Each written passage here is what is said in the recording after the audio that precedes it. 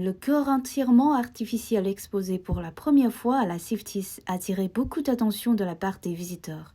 En se contractant de manière rythmique et en pompant continuellement le sang, il peut répondre aux besoins de l'organisme, résolvant ainsi le problème de la pénurie des greffes de cœur, des réactions de rejet et d'autres difficultés.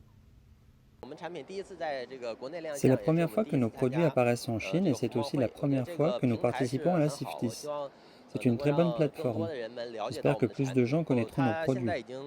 Utilisé cliniquement depuis 35 ans, il peut remplacer complètement la fonction cardiaque des patients souffrant d'insuffisance cardiaque terminale. C'est une aide thérapeutique.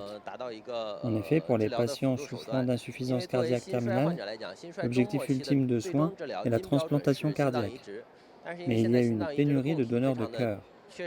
Notre cœur artificiel peut fournir une durée d'attente pour les patients, leur permettant de prolonger leur vie jusqu'à ce qu'on trouve un donneur. La partie implantée se compose maintenant de deux ventricules.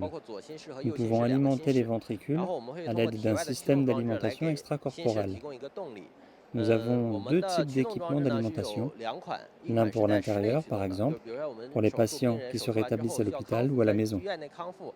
Ce sac à dos est destiné à la réadaptation sportive en extérieur. Par exemple, lorsque le patient se rétablit mieux, il peut aller pratiquer un sport en extérieur ou se promener au soleil grâce au dispositif dans le sac à dos qui peut être alimenté par batterie. Avec cela, si les patients veulent faire de la randonnée ou faire de la bicyclette, c'est possible.